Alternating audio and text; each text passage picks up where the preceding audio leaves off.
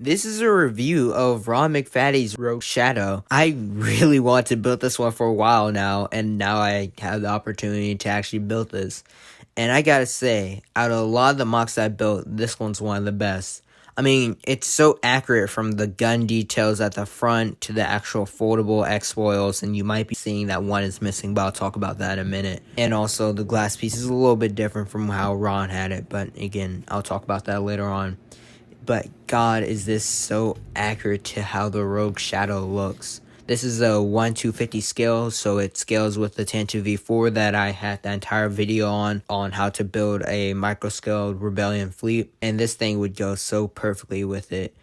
It's just so, when I hold these, I actually feel like, I don't want to say anything sappy like, oh, I feel cool or whatever. But you know those feelings whenever you like sometimes pick up a Lego model and you're like, this one is special. This is how I feel with this. It's just, I can't describe it. It's just the sturdiness, I guess, of it. Like, holding it, it feels so good for some reason. I'm not sure why. If you look on the details, it has the engines in the right place, the glass in the front, the cargo bay, the blasters. Everything is perfectly accurate. It doesn't take too much space, which is very, very nice. You know, usually buying these big UCS models with a lot of detail or, you know, even play sets, they take up a lot of space. But with something like these little mini models, you can just put them on a shelf and just leave it there. And it looks so nice because it's a little model. Also, the instructions are very straightforward. I know sometimes when you buy instructions off online, they can be kind of confusing. That wasn't really the case here. There was that little part where it would be like, you know, leave this piece out a little bit. I'll show you that on the screen. I mean, that was a bit confusing, but besides that, it's been pretty good. I mean, I can't really state how sturdy this feels. I've dropped it a few times and I pick it up perfectly fine. It's easy to swoosh around, and the features in it comes with a display stand, so it's easily, you know, put it on a stand. Again, adding to the part that's very easy to put on a shelf and it look nice. The great part about this is I built this entirely out of my own parts.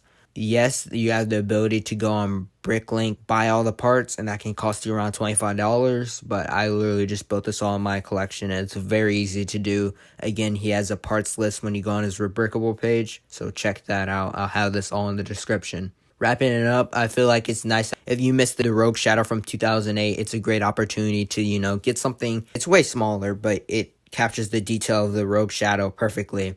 My one thing why it doesn't look entirely like the Rogue Shadow is, again, I built it out of my own pieces. So I'm missing this one right here, but none of the pieces are too hard to come by. It's just so nice to have a Rogue Shadow, which is something we probably won't get again in Lego. It only costs $2 for the instructions. Now, again, if you want to buy it off Bricklink, it could cost you up to $25. But you can build this out of your collection if you've been collecting Lego for, you know, a while. But if you want to spend that money on Bricklink, it'll be easy just to go on Rebrickable. If you already have all your Lego collection plugged in, you can just see, do you have the ability to build this set? So overall, what do I think of this? For $2 for instructions and potentially at most $25, you are really getting a deal on this. I just love holding it like I mentioned. It's so easy to literally put on Force Unleash area or display that you have. It can just slide right there. It's not too much of an eyesore. It doesn't take up much space. It's just nice.